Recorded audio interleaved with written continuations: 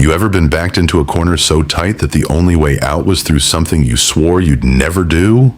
Well, stranger, let me tell you about the winter of 1887, when I found myself standing in front of a preacher at gunpoint, saying "I do" to a woman I barely knew. Her name was Clara Martinez, and she worked the saloon down in Bitter Creek. Tom Harker had his iron pointed at my spine, and his boys had their rifles trained on every window of that little chapel. The funny thing about being forced into something you don't want, sometimes it turns out to be exactly what you needed. But I'm getting ahead of myself. See, what happened that December night changed everything I thought I knew about survival, about justice, and about what it means to find someone worth dying for.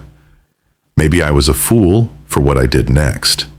Maybe I was the luckiest son of a gun in all of Wyoming territory. You tell me.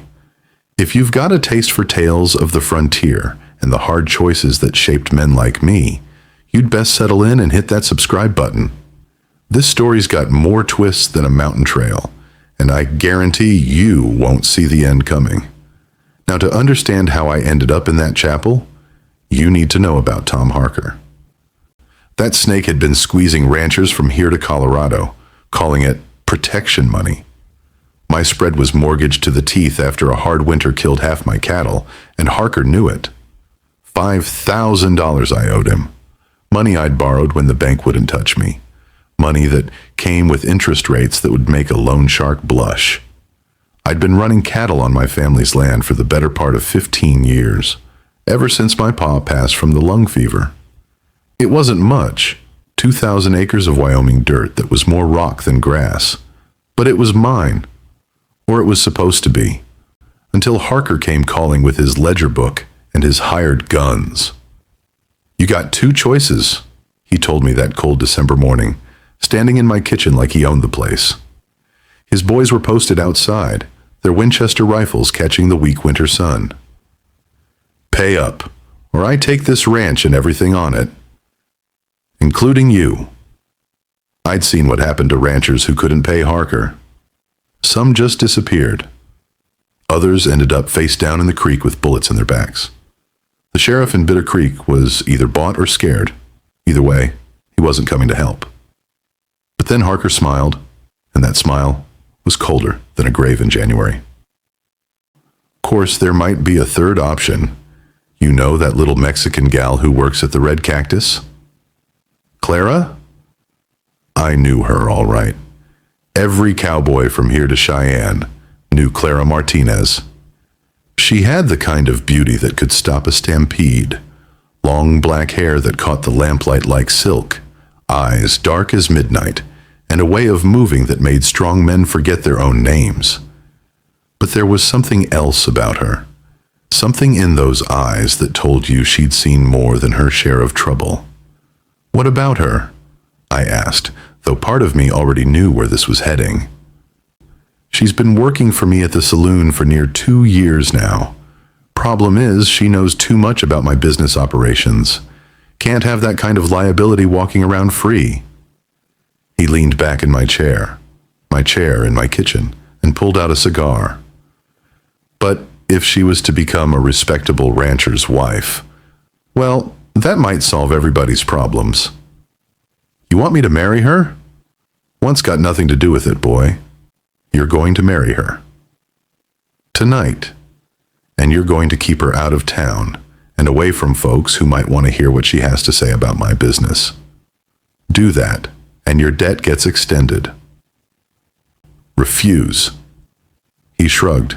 "Well, winters are hard in Wyoming. Accidents happen." You might wonder why Clara would agree to such a thing. Truth is, she didn't have much choice either. See, I learned later that Clara Martinez wasn't really Clara Martinez at all. Her real name was Maria Elena Santos, and she was the daughter of a Mexican rancher down near the Colorado border. 2 years back, Tom Harker had decided he wanted that land for himself. He'd ridden in with his boys, killed her father, burned her home, and claimed the property for unpaid debts that existed only in Harker's books.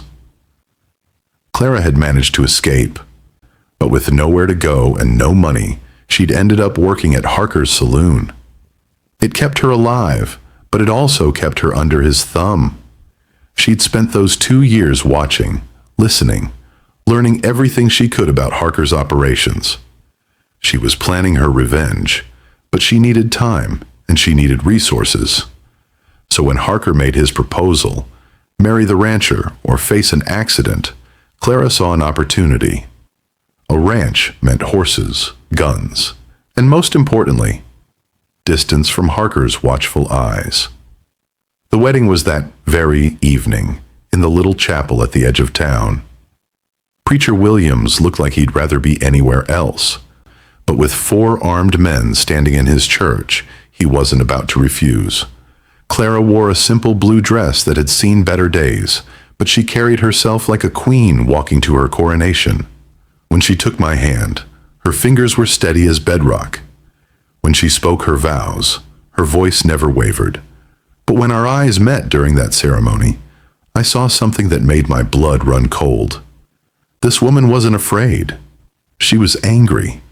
And angry people, well, they can be dangerous as hell. Harker stayed for the whole ceremony, grinning like a wolf. "Congratulations," he told us afterward. "I'll be checking in from time to time, making sure you two are settling in nice." Then he leaned close to me. "Remember, mister, you're responsible for your wife now. Anything happens to her, anything at all, and our deal is off." The ride back to my ranch was the longest 3 miles of my life. Clara sat behind me on my horse, her arms around my waist out of necessity, not affection. Neither of us spoke until we reached the house. Inside, I poured 2 glasses of whiskey, figured we were both going to need it. That's when Clara finally broke her silence. "Listen, cowboy," she said, and her voice had an edge sharp enough to cut leather. "I know what you're thinking. Poor little saloon girl grateful to be rescued. Well, you can forget that notion right now." She walked to the window, pulled back the curtain, and checked the horizon. Professional-like, the way a man checks for trouble. I didn't need rescuing. I needed a partner. Someone with horses, guns, and a place to plan. Plan what? That's when she turned around, and I saw something in her hand that made me take a step back. It was a knife, thin, wicked-looking blade, that she'd had hidden somewhere in that dress. Her hand was steady as a surgeon's. Tom Harker killed my father, took my family's land, forced me to work in that saloon like I was his property. She set the knife on the table between us, but kept her hand near it. For 2 years, I've been learning his business, memorizing his routines, figuring out where he keeps his money. Tonight, I finally got the break I needed. I stared at her, trying to reconcile this hard-eyed woman with the saloon girl I thought I'd married. What kind of break? A husband with a ranch, a base of operations, and most important of all, she smiled, but there wasn't a bit of warmth in it. A man who hates Tom Harker almost as much as I do. She was right about that. I'd been swallowing Harker's abuse for months, watching him bleed my ranch dry, feeling like less of a man every day I didn't put a bullet in his head. But I'd been alone, outnumbered, with no plan beyond surviving another day. Clara reached into her dress again and pulled out a small leather pouch. When she poured the contents on my table, my eyes went wide. Gold coins. More than I'd seen in one place in years. "I've been skimming from Harker's take," she said. $1 here, $2 there. He never noticed because I was just a saloon girl beneath his attention. But it adds up. She looked at me seriously. "This is enough to buy ammunition, supplies, maybe even hire a couple of men if we need them." "For what?" "To take back what's ours. Your ranch, my father's land, and Tom Harker's blood." Now you might think I was crazy for trusting a woman I'd just met, especially one with a knife and a head full of vengeance. But standing there in my kitchen, looking at this beautiful, dangerous creature who just offered me a way to fight back, I felt something I hadn't felt in months. Hope. "All right," I said, "but if we're going to be partners in this, I need to know everything. What you know about Harker, where he keeps his money, how many men he's got." Clara smiled then, and this time it reached her eyes. "Pour me another whiskey, husband, and I'll tell you everything." She started talking, and I started listening.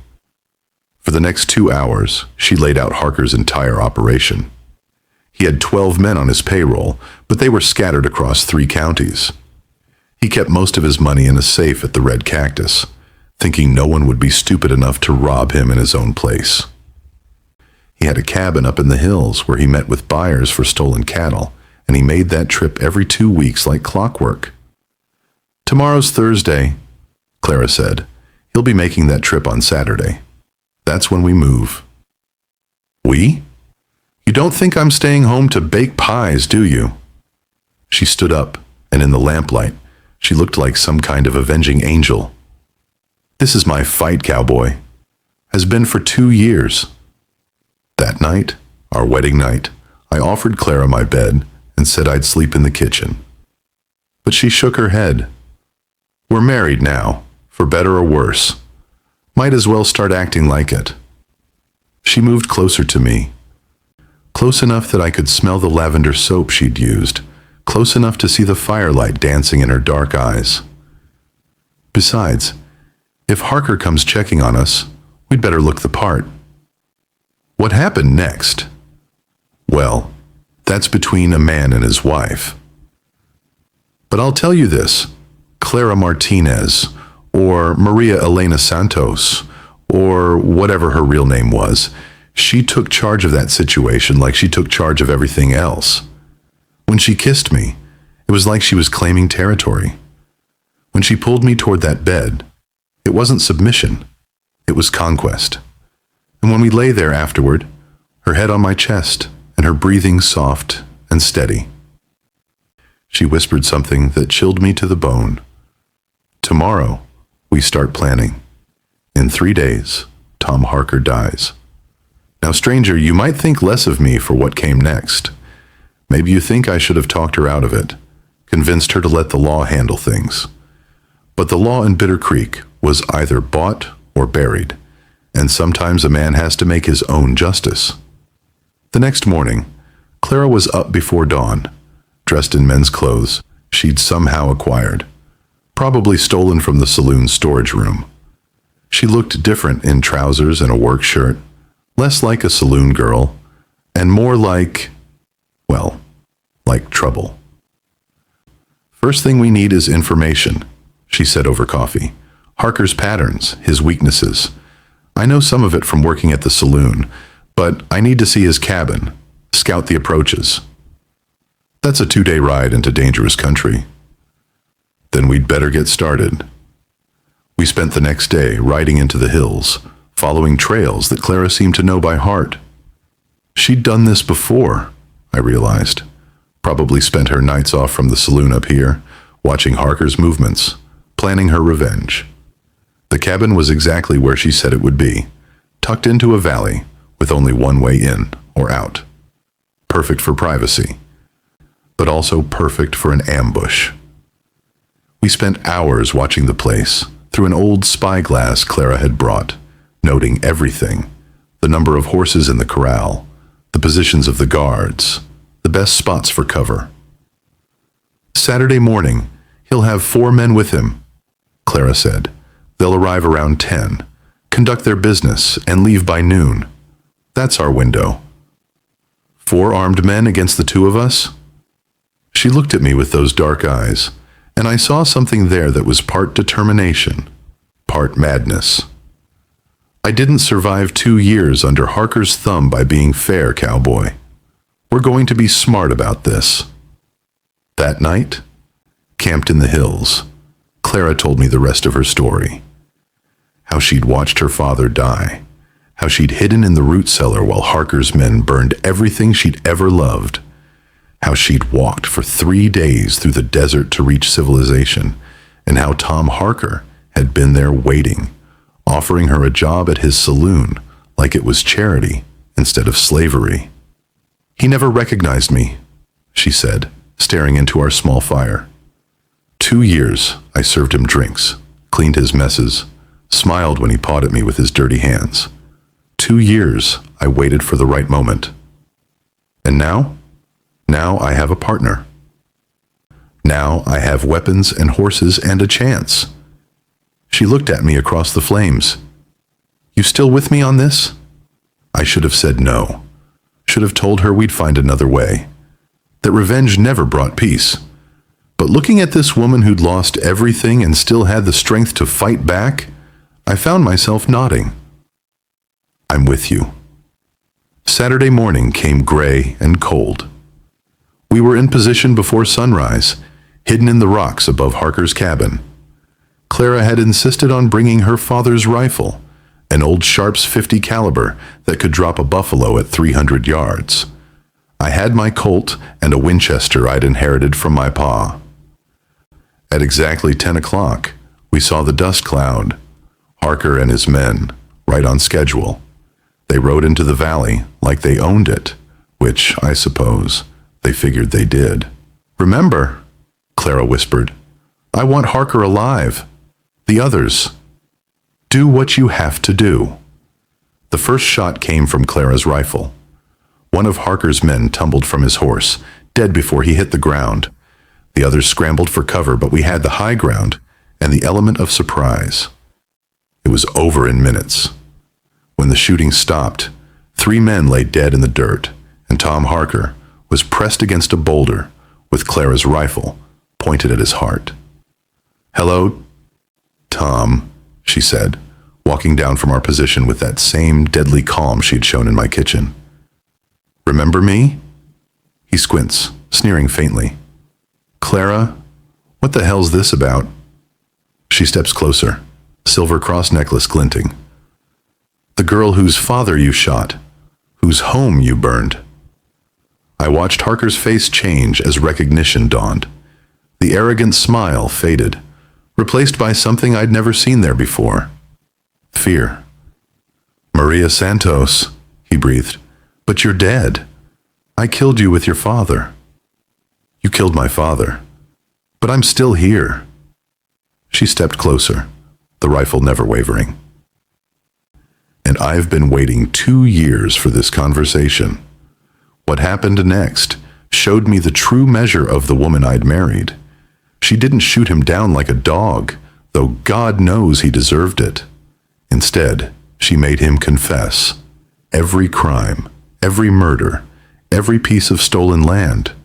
And she made sure I heard every word so there'd be a witness to his guilt. Only when he was finished did she lower the rifle. But instead of pulling the trigger, she looked at me. "A man should die with honor," she said quietly. "Even a man like this doesn't deserve to be shot down by a woman. That's not justice. That's just revenge." She handed me the rifle. "You're my husband, my partner. This should be your choice." Standing there with Tom Harker on his knees before me, I realized this was the moment that would define the rest of my life. This man had terrorized the county for years, killed innocent people, destroyed families. The law couldn't touch him, but I could. I raised the rifle.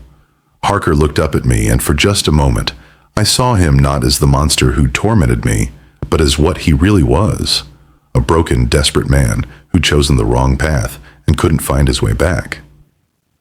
"Any last words?" I asked. "Yeah," he said, and his voice was steadier than I'd expected. "Tell the others. Tell them it's over. No more protection money. No more fear." I pulled the trigger. We buried the bodies and burned Harker's cabin. Clara took the lockbox with his stolen money, enough gold to pay off my ranch and buy back her father's land, with plenty left over for a new start. On the ride home, she was quieter than I'd ever seen her. When I asked what she was thinking about, She looked at me with those dark eyes that had first captured my attention.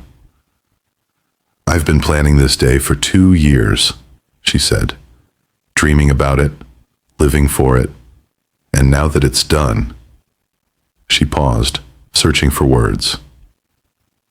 "I don't know what comes next." "What do you want to come next?" She was quiet for a long time. Then, so soft I almost missed it. "I want to learn how to be a wife instead of a weapon." We've been married 3 years now, and I can tell you that Clara kept her word. She learned to bake bread and tend a garden, learned to laugh at my bad jokes, and argue with me about everything from cattle prices to the color we should paint the barn. She never went back to the saloon, never looked back at the life Tom Harker had forced on her. But sometimes, on quiet evenings when she thinks I'm not watching, I see her standing at the window with that 1,000-yard stare, looking out at the horizon like she's expecting trouble. The knife she carried that first night is still hidden somewhere in our house. I've never asked where, and she's never told me. Some things are better left as secrets between a man and his wife. We got word last year that the law finally caught up with what was left of Harker's gang. Seems someone, and they never did figure out who, had left detailed records of all their crimes at the sheriff's office. Justice came eventually, just like Clara said it would. The funny thing about being forced into something you don't want is that sometimes the thing you're fighting becomes the thing you can't live without. I never chose to marry Clara Martinez, but I sure as hell choose to stay married to her every morning when I wake up. You might say I was lucky. You might say I was a fool. Truth is, I was probably both. But I learned something that winter that's stuck with me ever since. Sometimes the best partnerships start with a gun to your back and end with someone you die to protect. That's my story, stranger. Take from it what you will. And if you've got tales of your own about the choices that shaped you, well, I'd be obliged to hear them. Drop a comment below and let me know where you're listening from. Might be we've crossed paths on the trail somewhere. Until then, keep your powder dry and your conscience clear.